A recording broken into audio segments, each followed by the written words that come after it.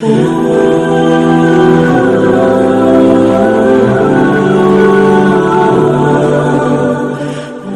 اللہ الرحمن الرحیم۔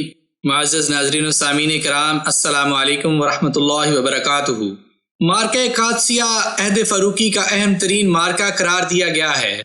اس میں کوئی شک نہیں کہ مجاہدین اسلام نے اس مارکہ میں ایرانیوں کی قوت کو اس طرح پاش کیا کہ وہ دوبارہ سنبھل نہ سکے۔ حضرت عمر فاروق رضی اللہ عنہ بلا شبہ اپنے دور کی عبقری شخصیت تھے۔ انہوں نے مدینہ منورہ میں رہتے ہوئے جس عدیم المثال طریقے سے اسلامی لشکر کو قدم بقدم رہنمائی فراہم کی اور اللہ تعالیٰ کے فضل و کرم سے دشمن کو شکست فاش دی، یہ انہی کا خاصہ تھا۔ معزز ناظرین و سامعین کرام، آج جنگ قادسیہ کی سیریز کی دوسری قسط ہے۔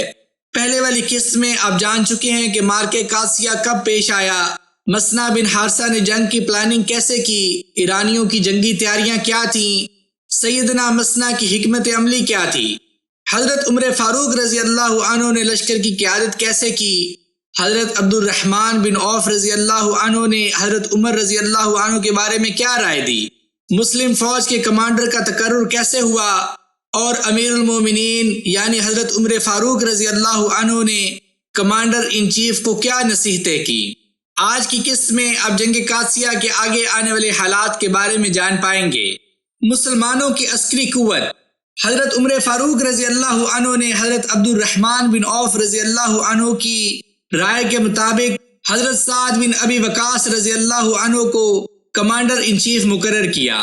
جب وہ مدینہ سے روانہ ہوئے تو ان کے ساتھ 4000 اور ایک روایت کے مطابق 6000 مجاہدین تھے۔ حضرت عمر فاروق رضی اللہ عنہ مدینہ کے باہر تک لشکر کو الوداع کہنے کے لیے تشریف لائے اور مجاہدین کو اپنی دعاؤں کے ساتھ روانہ فرمایا۔ مسلمانوں کے لشکر کا راستہ نجد کے علاقے سے ہو کر گزرتا تھا۔ مسلمانوں کا لشکر ابھی نجد کے علاقے ہی میں تھا کہ امیر المومنین نے 4000 افراد کی کمک کا انتظام فرما دیا۔ نجد کے علاقے سے حضرت سعد رضی اللہ عنہ کو مزید 7000 مجاہدین مل جاتے ہیں۔ عراق کی سرزمین میں مسنا بن حارثہ شیبانی 12000 مجاہدین کے ساتھ لشکر کے منتظر تھے۔ حضرت عمر فاروق رضی اللہ عنہ کی سیرت کا بغور مطالعہ کریں تو ہمیں معلوم ہوتا ہے کہ وہ خود بھی ایک بہترین جرنیل تھے، فوجوں کو لڑانے میں بڑے ماہر تھے۔ ان کے نزدیک یہ مارکہ نہایت اہم تھا، اس لیے انہوں نے جنگ کے ماہرین اور معززین کو عراق بھیجا کہ فوجیوں کے حوصلے بلند ہوں اور باہمی مشورے سے جنگ کی اعلیٰ منصوبہ بندی کر سکیں۔ کمانڈر مسنا بن حارثہ کی وصیت اور وفات۔ مسنا بن حارثہ شیبانی کا شمار مسلمانوں کے اعلیٰ کمانڈروں میں ہوتا تھا۔ یہ اللہ کی مرضی تھی کہ وہ اچانک شدید بیمار ہو گئے۔ انہیں ایک جنگ میں زخم آیا تھا جو بظاہر ٹھیک ہو گیا تھا، مگر پھر اچانک پھٹ پڑا۔ بیماری خطرناک صورت اختیار کر چکی تھی۔ انہیں اندازہ ہو گیا کہ اب ان کا وقت قریب ہے، لہٰذا انہوں نے اپنا نائب مقرر کیا اور اپنے چھوٹے بھائی معنا کو فوراً بلوا بھیجا۔ پھر اپنی وصیت لکھوا کر حضرت سعد رضی اللہ عنہ کی طرف قاصد روانہ کر دیا۔ اس کے بعد اسلام کا یہ مرد مجاہد عراق کی سرزمین میں وفات پا جاتا ہے۔ انا للہ و انا الیہ راجعون۔ اس عظیم جرنیل نے جو وصیت لکھوائی اس کا خلاصہ یہ تھا: اس وقت دشمن نہایت منظم ہے، اس لیے ان کے علاقوں میں جنگ نہ کی جائے، بلکہ ان کی سرحدوں کے پاس جو عرب علاقوں سے قریب تر ہوں یا وہ عجمی علاقے جہاں سے پلٹنا آسان ہو وہاں جنگ کی جائے۔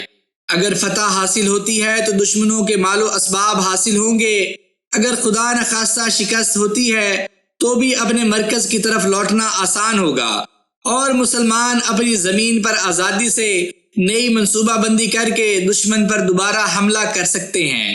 مسنا کی بیوی سے کمانڈر سعد رضی اللہ عنہ کی شادی۔ سیدنا سعد بن ابی وقاص رضی اللہ عنہ کو مسنا بن حارثہ کی وصیت ملی تو انہوں نے ان کے بھائی معنا بن حارثہ کو نائب کی حیثیت سے برقرار رکھا۔ یہاں یہ بات قابل ذکر ہے کہ کمانڈر مسنا کی بیوہ سیدہ سلمہ بنت حفصہ کی جب عدت پوری ہو گئی تو ان سے حضرت سعد بن وقاص رضی اللہ عنہ نے نکاح کر لیا تھا۔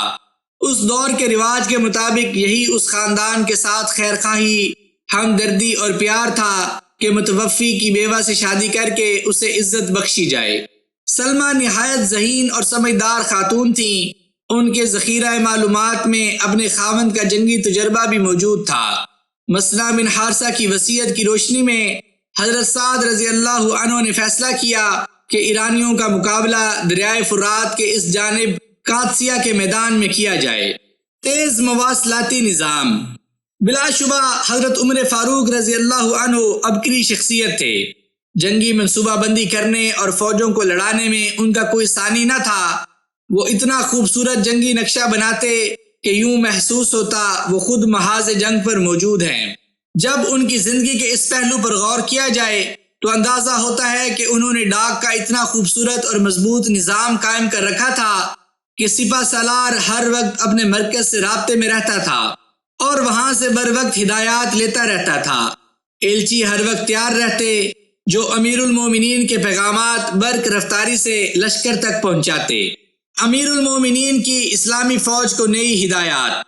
حضرت عمر فاروق رضی اللہ عنہ ایک طرف تو مادی وسائل سے کام لیتے ہیں، فوج کی ضروریات کا بندوبست کرتے ہیں، دوسری طرف وہ اللہ تعالیٰ کے ساتھ اپنا اور اپنے فوجیوں کا تعلق برقرار رکھنے کے لیے وقتاً فوقتاً ہدایات جاری کرتے رہتے ہیں۔ مسلمان فوجی عراق کی طرف رواں دواں ہیں کہ ایلچی نئی ہدایات اور نصیحتیں لے کر آتا ہے۔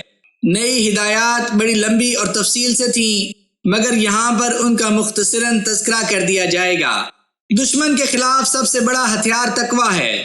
میں اسلامی لشکر کے تمام کمانڈروں اور فوجیوں کو دشمن کے خطرے سے کہیں بڑھ کر گناہوں کے خطرے سے آگاہ کرتا ہوں اور ان سے بچنے کی تلقین کرتا ہوں۔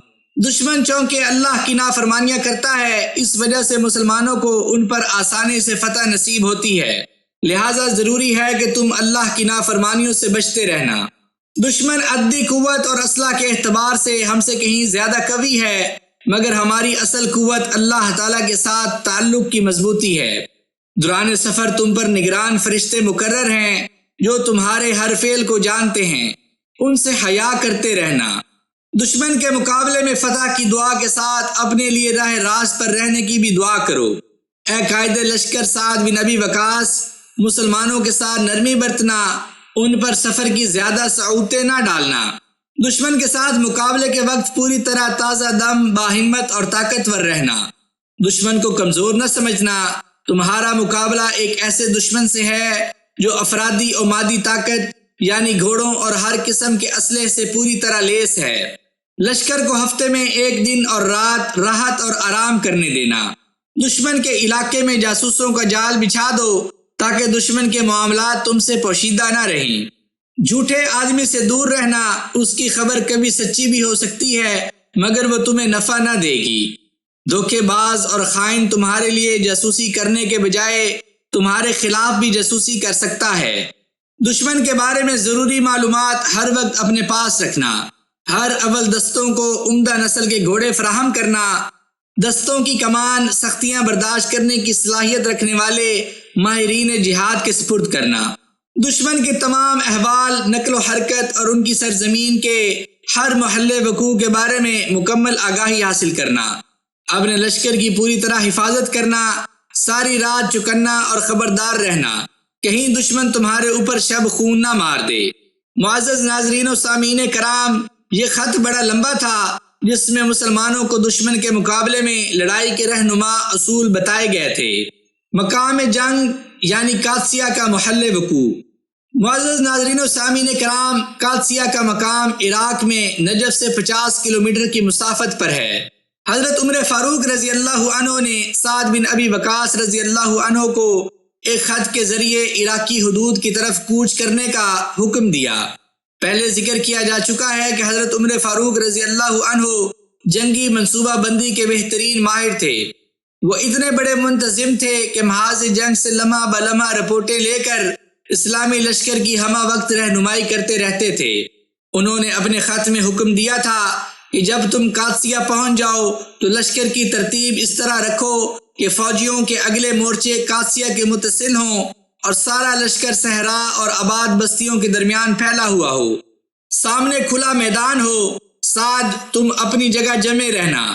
اگر انہیں یہ محسوس ہوا کہ تم ان پر زیادہ دباؤ ڈال رہے ہو تو وہ اپنے سارے لشکر تم پر چڑھا لائیں گے۔ اگر تم دشمن کے اس حملے میں ثابت قدم رہے تو ان کا حملہ روک دو گے اور امانت ادا کرنے کی نیت رکھو تو مجھے امید ہے کہ تم ان پر غالب آ جاؤ گے۔ ایک دفعہ شکست کھانے کے بعد وہ لوگ تم پر کبھی حملہ آور نہ ہوں گے۔ حضرت عمر فاروق رضی اللہ عنہ نے اس طرح ہدایات دی کہ گویا وہ خود میدان جنگ میں موجود ہیں اور پورا میدان جنگ ان کی آنکھوں کے سامنے ہے۔ اس سے پہلے ذکر کیا جا چکا ہے کہ حضرت عمر فاروق رضی اللہ عنہ کی زبردست ذہانت کا ثبوت تھا کہ انہوں نے ہدایات دی کہ چھوٹے چھوٹے لشکر ترتیب دیے جائیں جو دشمن پر عرصہ حیات تنگ کر دیں اور ان کے فوجیوں کو پریشان رکھیں۔ انہوں نے فرمایا، سعد، کثرت سے لا حول ولا قوت الا باللہ پڑھتے رہنا۔ سعد بن ابی وقاص رضی اللہ عنہ کی طرف سے محاذ جنگ کی رپورٹ۔ ان خطوط کے جواب میں حضرت سعد بن ابی وقاص رضی اللہ عنہ نے بڑی تفصیل سے انہیں محاذ جنگ کی رپورٹ ارسال کی اور بتایا کہ بہت سارے قبائل جو پہلے مسلمانوں سے مصالحت کر چکے تھے اب باغی ہو کر ایرانیوں سے مل چکے ہیں۔ یزگرد نے ایرانی فوج کے لیے نیا کمانڈر ان چیف مقرر کیا ہے جس کا نام رستم ہے۔ امیر المومنین رضی اللہ عنہ کا ایک اور مکتوب۔ حضرت عمر فاروق رضی اللہ عنہ نے سعد رضی اللہ عنہ کو لکھا، ایران کے بادشاہ کے پاس ایک وفد بھیجو جو انہیں دعوت اللہ دے۔ ایسے افراد کا انتخاب کرنا جو طاقتور، معاملہ فہم اور سمجھدار ہوں۔ یہ دعوت ان کے لیے کمزوری اور تمہارے لیے غلبے کا سبب ہوگی۔ دشمن کی طرف وفود کی روانگی۔ حضرت سعد رضی اللہ عنہ نے 14 ایسے افراد کا انتخاب کیا جو نہایت سمجھدار، معاملہ فہم اور بہت قد آور جسامت کے مالک تھے۔ انہیں یزگرد کے پاس بھیجا گیا۔ اس وفد میں ایسے لوگ بھی تھے جو قوت و ہیبت میں بلند مقام پر فائز ہونے کے ساتھ ساتھ ایرانی قوم کی عادات و نفسیات سے واقف تھے اور ان سے جنگ کرنے میں بھی ماہر تھے۔ وفد کے ارکان میں بعض لوگ فارسی زبان بھی جانتے تھے، تاہم گفتگو ترجمان ہی کے ذریعے ہوئی۔ سوال ہوا، تم لوگ یہاں کیوں آئے ہو؟ کیا اس کا سبب یہ ہے کہ ہم اپنی باہمی لڑائیوں اور جھگڑوں میں مشغول ہو گئے اور تمہیں فائدہ اٹھانے کا موقع مل گیا؟ یزگرد کے جواب میں وفد کے سربراہ سیدنا نعمان بن مکرن رضی اللہ عنہ گویا ہوئے، بلا شبہ اللہ تعالیٰ نے ہم پر اپنا کرم اور رحمت فرمائی اور ہماری طرف اپنا رسول بھیجا۔ وہ ہمیں بھلائی کا حکم دیتے اور برائی سے منع کرتے تھے، اس کے بدلے میں دنیا و آخرت کی بھلائی کا وعدہ فرمایا۔ کچھ لوگوں نے ان کی دعوت قبول کی اور بعض نے انکار کر دیا۔ حضرت نعمان رضی اللہ عنہ نے اسلام کے عروج کی داستان بڑے مختصر مگر جامع انداز میں بیان فرمائی اور فرمایا، ہم تمہیں اسلام لانے کی دعوت دیتے ہیں، اگر تم قبول نہ کرو گے تو تمہیں جزیہ ادا کرنا ہوگا، بصورت دیگر جنگ اور قتال ہوگا۔ اگر تم دین اسلام قبول کر لو تو ہم تمہیں کچھ نہیں کہیں گے اور واپس چلے جائیں گے، اگر تم جزیہ دو گے تو اسے قبول کریں گے اور تمہاری حفاظت کریں گے۔ یزگرد کا رد عمل۔ یزگرد نے یہ گفتگو سنی تو سخت غضبناک ہوا۔ اس کے وہم و گمان میں بھی نہیں آ سکتا تھا کہ عرب اس کے دربار میں اس بے باکی سے گفتگو کریں گے۔ کہنے لگا، میں نے اس پوری کائنات میں تم سے زیادہ بدبخت، تعداد کے لحاظ سے کم اور برا سلوک کرنے والے لوگ نہیں دیکھے۔ تمہیں تو ہم نے مضافات کی کچھ بستیاں دے رکھی تھیں، تم لوگوں نے ہمارے مقابل آنے کی کبھی جرت نہیں کی تھی۔ اگر تمہیں کچھ غرور یا غلط فہمی ہو گئی ہے تو اسے دور کر لو۔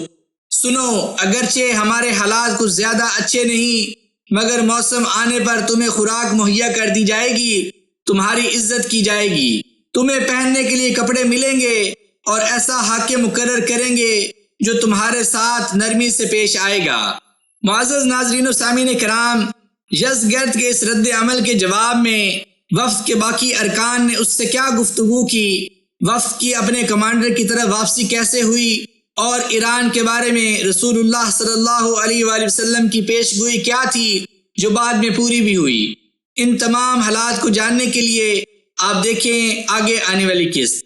آج کی قسط اگر آپ کو پسند آئی ہو تو اس چینل کو لائک، شیئر اور سبسکرائب ضرور کر دیجیے گا اور ساتھ دیے گئے بیل کے آئیکن کو بھی دبا دیجیے گا تاکہ آگے آنے والی ویڈیوز آپ تک پہنچتی رہیں۔ مجھے اپنی دعاؤں میں یاد رکھیے گا۔